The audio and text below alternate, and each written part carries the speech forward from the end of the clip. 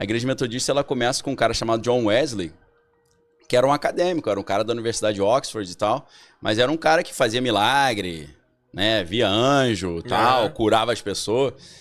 Aí eu falei, cara, eu achei legal isso aí, porque é uma fé mais fundamentada, né? Um negócio mais interessante. Embasado, né? Embasada. Eu sempre gostei, né? De cultura, de filosofia, conhecimento. E aquilo ali me fisgou, cara. Aí... comecei assim. Então é real mesmo, porque assim, eu sou um cara muito cético. Real pra caraca. E eu venho aprendendo mais e mais. É mesmo? Mas relatos como esse seu agora, Sim. de um cara estudado, vivido, que conhece assim, pesquisa, vai a fundo em tudo. Sim, eu sou teimoso. É real, então, essa questão de um milagre dessa maneira, Cara, porque isso só pode ser um milagre. Não, isso aí é pinto, né? Se eu quiser, eu conto só a história maluca aqui, porque começou assim, né? Esse cara, depois eu conto as minhas histórias, porque eu vivo, eu vivo nessa maluquice também. Mas só pra você ter ideia, esse cara, esse pastor, infelizmente ele já faleceu, né? Pastor Arlindo Mendes. Na época, a gente tá falando 1996, né? 97. Ainda tinha VHS, né? Fita VHS. Sim, sim. O pastor ligou do nada. Ele pegou o telefone lá, não tinha nem celular, né? Ligou pro cara. E falou pro cara assim, não assiste esse VHS não. Aí o cara, quem tá falando? Ele, o pastor Arlindo Mendes. Aí falou, não assiste por quê? Pô, você sabe que isso não faz bem pra tua alma. O cara tava assistindo um filme pornográfico. Porra. O maluco ligou pra casa do cara. Aí ele falou, como assim? Como é que você sabe? Ele falou, eu não sei de nada, Deus que mandou te dar esse recado. Caramba. E o cara contou essa história na frente de todo mundo, o pastor confirmou e tal. Histórias loucas. Então, cara, eu já comecei assim. Eu falei, meu irmão, então, será que existe isso, cara? Essa parada, você falou de para de ouvir isso aí, né? Eu até pensei em outra coisa. É real quando a gente escuta ao contrário? Sabe essa história que falam que você escuta um som ao contrário e é uma mensagem? O que você me diz disso? Da onde vem isso? Quem... Então, cara, isso chama backward masking, né? Que é mascarar de trás pra frente. Isso é real. Tem vários casos... É só tu pegar o vinil ou o arquivo e rodar inverso, você vai ver. Em português tem muito, né? Em Engenheiros do Havaí tem uma música chamada Espelho Mágico, ou Ilusão de Ótica, um negócio assim, que durante a música normal você escuta um falatório sem sentido, invertido, ele pergunta assim, por que você tá ouvindo só ao contrário? O que você tá procurando, hein? Olha que louco. Imagina o susto. As mensagens subliminares ali, aí botou de sacanagem, né? Tá zoando, claro. Né? Eu lembro quando eu fiz esse teste, né? Parece que tem alguém me vendo? O que você tá ouvindo? Então isso existe, cara. E eles vão dizer que, por um lado, pode ter algum cunho mercadológico de o cérebro conseguir entender, mesmo estando ao contrário. Tipo aquele caso clássico, né? Que fizeram um teste no cinema nos Estados Unidos, muitos anos, época antiga, não sei, anos 40, 50... que entre um frame e outro eles botavam beba Coca-Cola, né? Beba Coca-Cola e coma pipoca. E teria aumentado em 20%. Mesmo estando ali abaixo do limiar da consciência, né? Por isso que é mensagem subliminar, que está abaixo da consciência. Mas eu creio que em boa parte tem a ver com uma questão espiritual ocultista. Porque existem algumas linhas do ocultismo que eles gostam de pronunciar frases ao contrário. Porque aquela ideia de a gente quer inverter a ordem das coisas, né? Então é a cruz de cabeça para baixo e a linguagem de trás para frente. Eu acho que tem algo nesse sentido, como se fosse um encantamento falado de trás para frente. Essa coisa de ocultismo, a grande ordem mundial, né? Que fala assim muito também. Sim. Sociedades secretas. Dominam mesmo o mundo? Domina, a gente vai dar um exemplo, né? Grupo Bilderberg, né? O pessoal sempre falou que isso era mentira, não existia. Hoje a gente não apenas sabe que existe, a gente sabe até quem é do comitê diretor, né?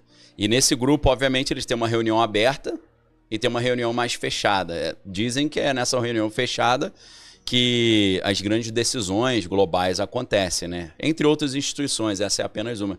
Tem o Trilateral Commission, Council on Foreign Relations, né? Esses grandes fóruns internacionais como o Fórum Econômico Mundial. Ali sempre tem os jornalistas e tal ali entrevistando, mas tem reuniões privadas onde eles até talvez, né, segundo algumas fontes, decidem guerras que vão começar ou não, né? Então, essa história de guerras que vão começar, tudo por interesse econômico, por terras e etc. Sim. É algo que existe há trocentos anos, sempre parte. Foi isso. Né? Padrão. Inclusive, essa questão toda, Israel, Palestina, sim. Eu estava conversando esses dias com um amigo e falando, pô, como é que seria se os indígenas, de repente, dissessem assim, ó, o seguinte, a gente quer de novo as nossas terras. Ou seja, fazendo uma comparação, sim. Como se e os indígenas fossem, de repente, apoiados pelos Estados Unidos. E os Estados Unidos dissessem assim, ó, reserva, tá, reserva, não, é o seguinte, agora quer mais. Isso. E tem que dar novas terras. Então, tem que devolver as terras para os indígenas. Isso. Essas questões que a gente vê acontecendo sim. De longe, na sua visão, é possível esse Estado dividido de fato ou aquilo sempre pertenceu aos judeus, foram tirados de lá? O que você, do seu entendimento, até mesmo por esses interesses lá de trás, quando sim. Você pega Trump, quando jovem, sim. Que já falava que a missão dele era, né? A primeira pessoa que eu vejo falar isso. Além de mim, né? Sim. Vejo que és bem informado, né? Não, porque eu digo pra você a data e o nome da revista. A revista é Manhattan Inc., a galera pode pesquisar, que foi a primeira revista do mundo que começou a colocar pessoas ricas como celebridades. E o Trump foi um desses primeiros bilionários celebridades dos Estados Unidos. E nessa edição, numa das edições de 1982... O Trump aparece com uma pomba, tem essa foto na internet, você botar Trump, pomba, ou Dove em inglês, Manhattan Inc. Ele com uma pomba e o texto dizendo Trump se dispõe a mediar a paz entre Israel e Palestina, né, e sente que isso é uma missão da sua vida. Cara, 82, né? É quase como se eles considerassem uma família real dos Estados Unidos, né? Como se fosse uma espécie de realeza e ele tinha já essa missão. Então... em 2024 ainda, eu já falava, o Trump vai vencer, ele vai voltar. Não tenho bola de cristal, eu tava vendo que o mercado tava falando, os índices do mercado financeiro e tal. E eu falei, ele vai voltar e ele vai estabelecer um acordo de paz entre Israel e Palestina. Falava. E aí não deu outra, né? Dia 13 de outubro virou um dia histórico. Estabeleceu aquele Esse acordo de paz aí, que falou-se também bastante, é um acordo para inglês ver ou é paz mesmo? É mais para inglês ver mesmo. Porque foi uma troca, né? Parece que 20 e tantos israelenses e 2.000 palestinos, sendo que entre eles presos, de fato estavam presos, não eram reféns. Estavam presos. Então teve essa troca, só que me parece, e eu quero que você elabore, você conhece muito mais sobre isso, mas me parece quase como, vamos fazer isso aqui para me dar motivo para entrar com tudo? Sim, muita coisa assim realmente uma fachada, né? Vou dar um exemplo. A gente hoje já sabe que quando os Estados Unidos atacaram o Irã, eles avisaram antes, eles combinaram. Quando o Irã atacou Israel, eles avisaram e combinaram também. A gente vai atacar, mas pode ficar tranquilo, vai jogar os mísseis tudo no deserto. É mais para dar uma resposta para a opinião pública aqui nacional nossa, tá cobrando uma resposta. Então ali é muito briga de comadre também, dependendo do contexto que a gente está falando, né? Claro que tem coisa que é real. E nessas muita gente morrendo, né? E a corda sempre arrebenta no lado mais fraco, né? O povão que paga o pato sempre, né? Infelizmente. Mas tem muita coisa ali que é jogada ensaiada, né? Que a gente poderia dizer. Com certeza tem. Essa questão ali de Israel-Palestina, desde sempre houve. Gaza, todo mundo usa a faixa de Gaza como até uma expressão popular. Isso. Quando você está em meio a uma guerra, um lugar... eu que sou do Rio de Janeiro, né? Pronto. Lá faixa... Antigamente era Sarajevo, né? Que Sarajevo era... Isso aqui, até o Marcelo D2 lá, do cantor, ele falava, Sarajevo é brincadeira, aqui é o Rio de Janeiro. Sarajevo hoje ninguém sabe o que é, né? Tem que falar faixa de Gaza, né? Mas é mesmo, Rio de Janeiro é ímpar, né? Em termos de violência. Esse lance que eu falo, porque parece-me mesmo que não vai acabar. Nunca vai acabar, porque é interessante que essa guerra continue. Sim. Por outro lado, nunca, acho que esteve, por conta até de internet, né? Sim. Porque essas guerras, quando aconteciam antigamente, para chegar informações... demorava. Era uma coisa ou outra e chegava assim, sempre por meios de comunicação em grande massa. Dá uma filtrada, né? Agora...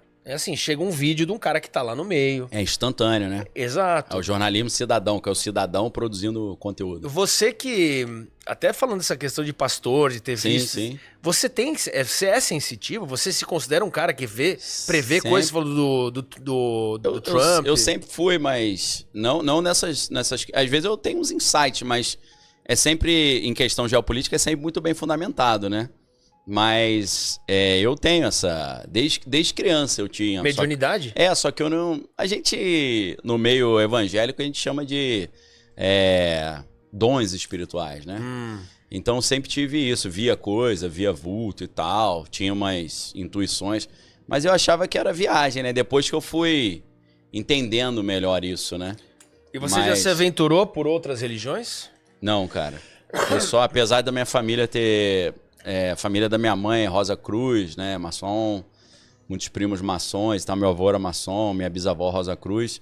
Muitos kardecistas também, espíritas. Mas eu nunca... Só tinha ido à igreja católica só, que minha mãe me levava.